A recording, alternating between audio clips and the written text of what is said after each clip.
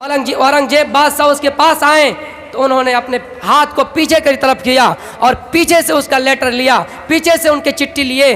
तो शकुंतला ने कहा, अरे बादशाह, आप सबका लेटर आगे से लेते हैं, चिट्ठी आगे से लेते हैं, लेकिन मेरे साथ नाइंसाफ़ी क्यों? आपने हाथ को पीछे की तरफ किया और मेरा लेटर लिया। तो औरंगजेब कहता है, मेरी बेटी, मैंने ऐसा इसलिए किया कि तुम मेरी बेटी तो हो लेकिन अजनबी हो, तुम गैर महरम हो, और मैं कैसे चाहूँ, मैं कैसे गवारा करूँ कि मैं तुम्हारे चेहरे की तरफ देखूँ, इसलिए मैंने अपने हाथ को पीछे की तरफ से किया और तुम्हारा लेटर लिया।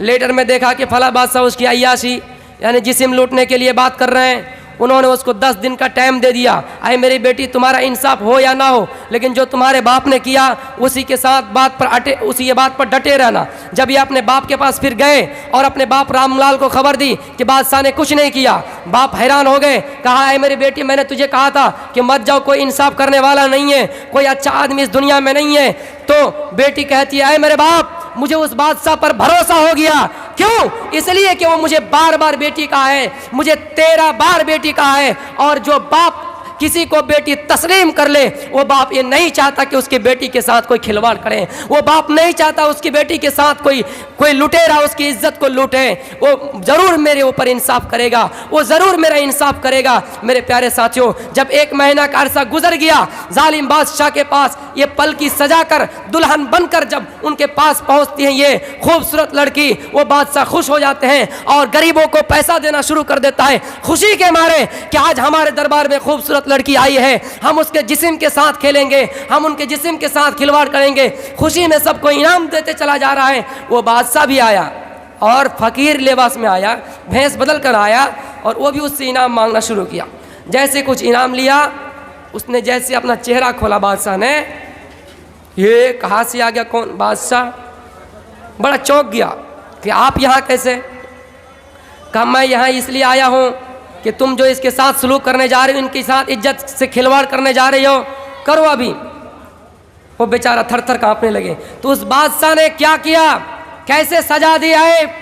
पार्लियामेंट में बैठे हुए, सबसे बड़ी कुर्सी के पद पर थमे हुए, मैं ये नहीं कहता कि किसी जात से भी हो, मुस्लिम बिरादरी से भी अगर कोई कौम हो, उस बादशाह ने कैसे अपना सलूक अंजाम पेश किया। मेरे प्यारे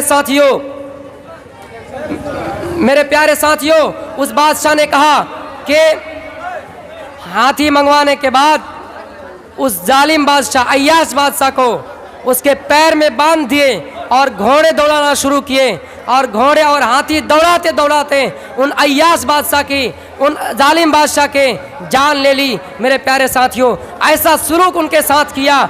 आज मैं कहना ये चाहूँगा कि ऐसा इंसाफ अगर हमारे इस देश में हो जाए, हमारे मुल्क में हो जाए, तो इंशाअल्लाह आज आसिफा जैसे 8 साल की मासूम बच्ची के साथ रेप नहीं होते। तो उस बादशाह ने क्या किया, उस जालिम अय्याश बादशाह को घोड़े के पैर में बांधकर उन्हें सजा दी, और उसने पंडित के मकान पर ही 2 रकात नमाज अदा की। और ये देखकर वो पंडित भी हैरान हो गए, और पंडित ने उनके लिए एक मस्जिद बना दी। तो मेरे प्यारे साथियों, अगर आप ही अपने अंदर इनकलाब पैदा कीजिएगा तो इंशाअल्लाह मस्जिदें बनेंगी, मस्जिद तोड़ी नहीं जाएगी, बल्कि मस्जिद बनाए जाएंगे।